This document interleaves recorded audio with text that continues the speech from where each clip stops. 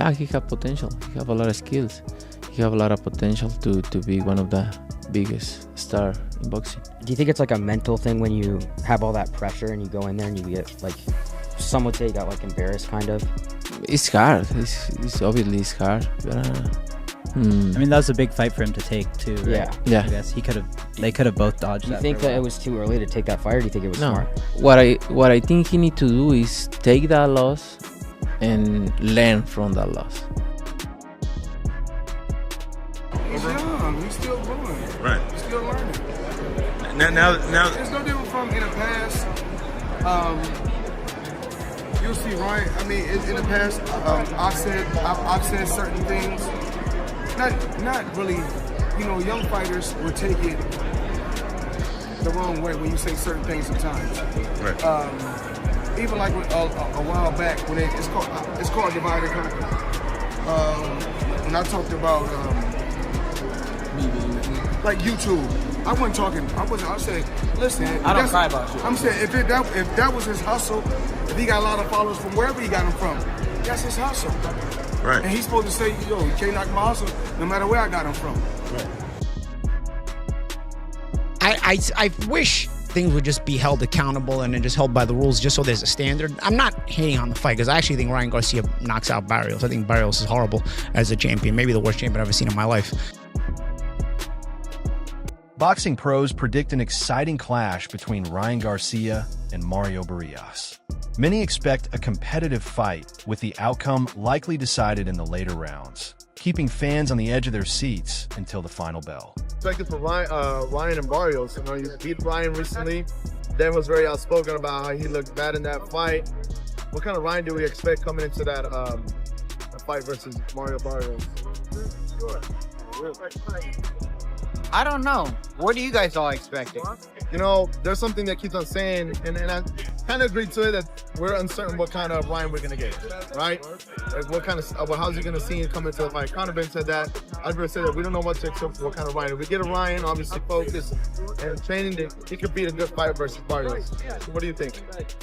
I don't know what I think. You know, like I said, gotta give me something, Rolly. I tell you, for all we know, he might still have PTSD from me.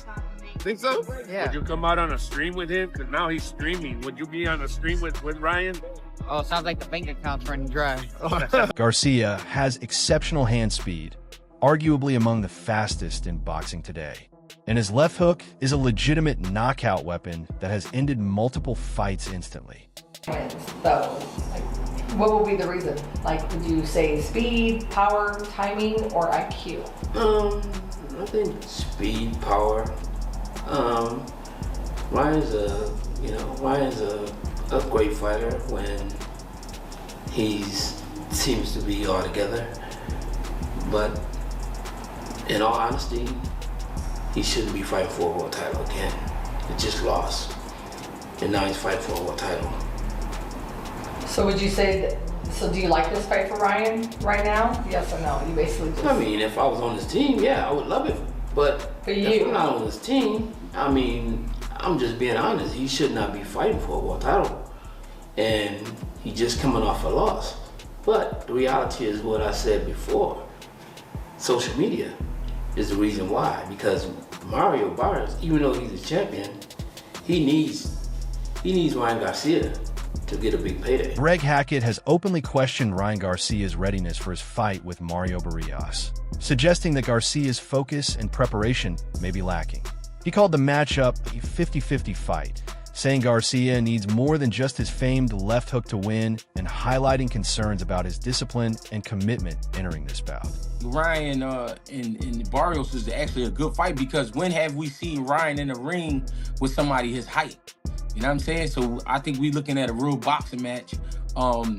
Could he overwhelm Barrios? Yeah, but where is he mentally? Ryan Garcia has been spending time with YouTubers and streamers and like that. He ain't really been training. So what type of Ryan are we getting? I mean, are we going to get the front runner Ryan who go in there and try his best for 2-3 rounds and then bullshit for the rest of the fight? Or is we going to get a focused Ryan that's really trying to go in there and do damage? Barrios, at the same time, he questions himself at times. And I think that's his biggest downfall. He get in that ring, and sometimes he questions his own abilities. So therefore, that could either make for a great fight or it could be a bullshit. Trainer Robert Garcia says this fight is a good matchup for Ryan Garcia and believe his son has the skills, power, and speed to become a world champion against Mario Barrios. But he also openly pointed out concerns about preparation and the training situation. For Ryan, I think Ryan has the skills, the power, the speed to actually go and become champion. But there's a few things that I see that might not be in his favor. And look, Barrios is dedicated. I know him. He's actually a good friend, a good person. And they chose him because they think Ryan has everything it takes to become champion, to become the world champion, because they're already planning on huge fights with Devin Haney. And he noted that Ryan leaving world-class trainers like Eddie Reynoso, Joe Goosen, and Derek James to train with his father could be a disadvantage, even though he still thinks the matchup makes sense for Ryan's career.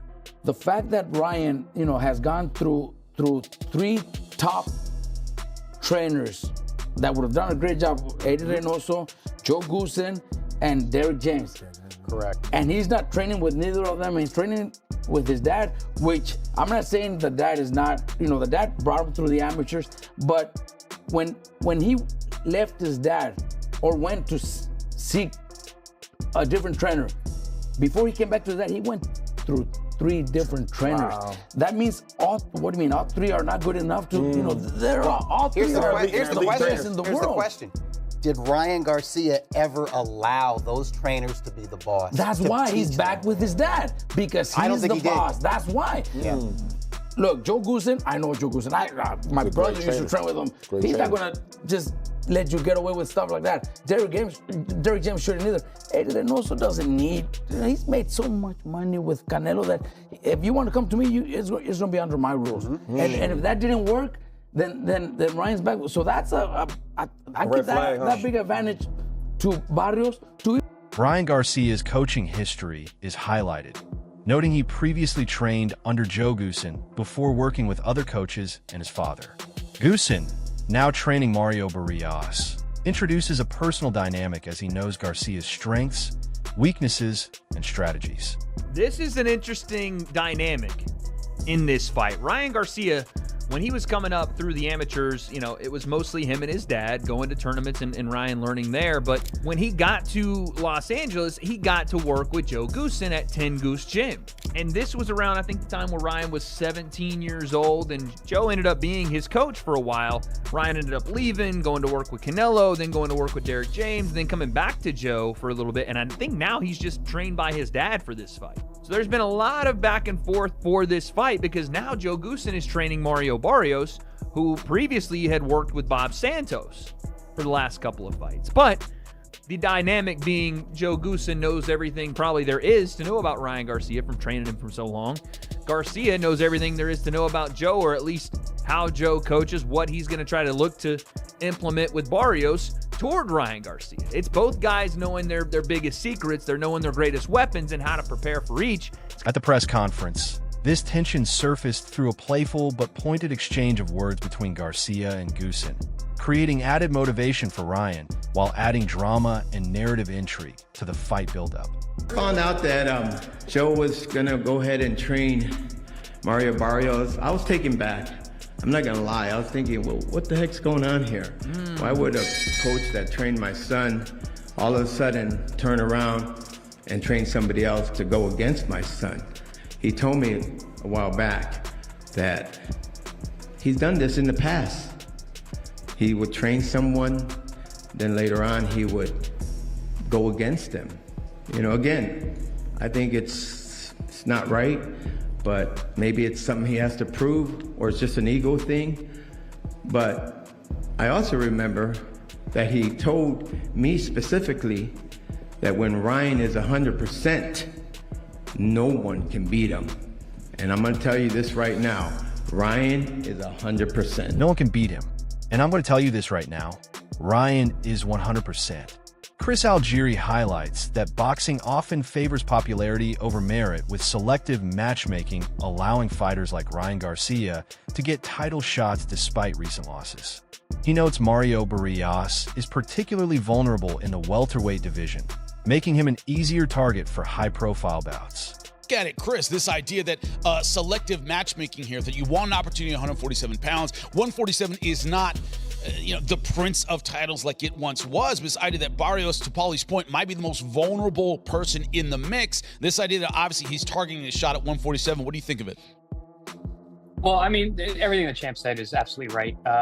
In terms of this fight and it being made, it's already a black eye on boxing. You got a guy who's coming off a loss. You got a guy who hasn't won a fight at 147. Not to mention, and we didn't mention this yet, he's got a drug scandal in the middle of that. So it's not even that he's just hasn't been winning and has proved himself at this level.